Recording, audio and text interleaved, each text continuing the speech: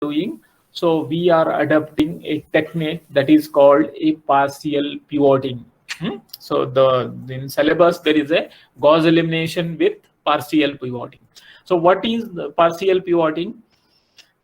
Partial pivoting is a process in which the coefficient of largest magnitude, placing a coefficient of largest magnitude on diagonal by row interchanging only. So this is called a partial pivoting. Partial pivoting means what? So we are placing a largest magnitude coefficient so on diagonal elements.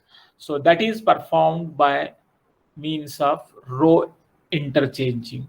So this is called partial. In case of a partial pivoting, so we are interchanging only rows. So there is a one more type of pivoting, that is a complete pivoting. In case of a complete pivoting, we are placing a coefficient of largest magnitude on diagonal by interchanging both rows and columns. So that process is called complete pivoting, or simply you can call it as a pivoting. So here it is a partial pivoting, and second case, so complete pivoting means you can simply call it as a pivoting. So likewise, so two kinds of pivoting we can apply, one partial and second one is complete. So in in our case, we are going to study only relevant to the partial pivoting. So let us see how it will be done, and the rest of the thing is same. See here, solve the system of equations to 4 decimals using Gauss elimination method. This is the problem. So in this problem, see, there is no x1 term here. X1, this is 0 into x1. 3x2, 7x3 is equal to 17. In second, this is x1 minus 6x2, 2x3 is equal to 23. And third equation is minus 4x1 plus x2 minus x3 is equal to minus 8. So here our aim is to place largest magnitude. So for largest magnitude, suppose say, so we would like to interchange. In case of a partial pivoting,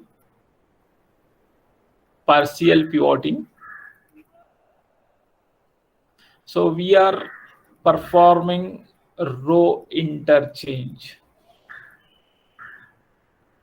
For row interchanging, first of all, what we have to do, so you have to check for x1 variable, this. So out of this, which one is greater? So we have to see this is the greater value. So means, so you move this to first and this move to last, the first row exchange. So means this equation leads to first 4x1. So this is, so we have confirmed first. So this is the first equation. So it is confirmed based on the x1. Similarly, we have to carry out this exercise for second element. So this is the second. So in case of a second, which one is greater? 6 is greater. 6 is greater means we have to place this in second row. So because this is the greater value and this is the greater value, so in this equation, and obviously, so this is the third equation, and by default it has largest value, so in the third column. So now you rearrange this equations according to the largest magnitude values for a particular coefficient, minus 4x1 plus x2 minus x3 is equal to minus 8. This becomes first equation, and second equation, it remains as it is because it has a largest value, so along the diagonal element, and plus 2x3 is equal to 23, and third, so it has 0, that is minus 3x2 plus 7x3 is equal to 17. Now just you have to verify at the end. So you have to confirm that, so whether diagonal element contains largest elements or not. So these are the three diagonal elements. See here. So among this, so it has a highest value 4. So in the second equation, x2 has highest value.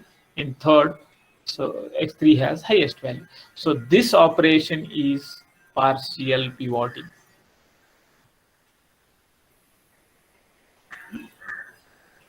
So this process is called partial pivoting. So we have pivoted this or converted sequence of equations into other form. So now this becomes equation 1, this becomes equation 2, and this becomes equation C. This process is called partial pivoting. Now in this case, you can see now the factor after partial pivoting. So for the same equation, the factor becomes, so 1 upon minus 4.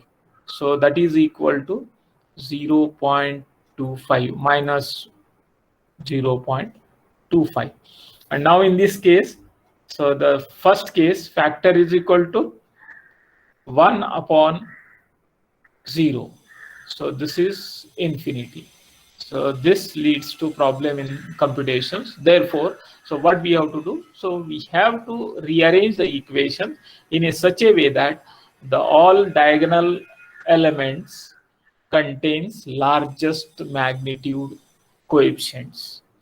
So this is about partial pivoting. So how we have to do? So what is the advantage? So obviously you have seen. So this is the initial factor value, and now after partial pivoting, this is the factor. So means, so the condition has changed. Now the another benefit of this partial pivoting is, or Gauss elimination method, so guarantee a non-zero divisor, because this is non-zero divisor. This is zero divisor, and here it is non-zero divisor. This is the example of 1.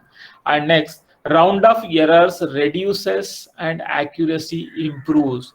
The round of error reduces and the accuracy improves. So because every time, so we are bringing this largest magnitude elements along the diagonal, so that reduces the round of errors significantly. Therefore, the results will be improved.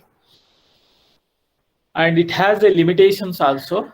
It increases, this partial pivoting increases the complexity of the problem. See, complexity of the problem means we have to think, so analyze column by column. First we have to analyze for x1 variable, then x2 variable, then x3 variable.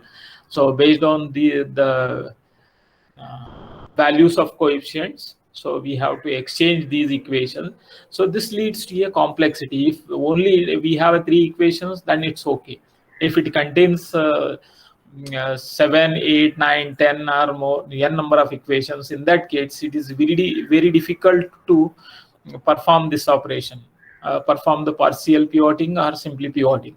So that leads to a increase in the complexity of the problem.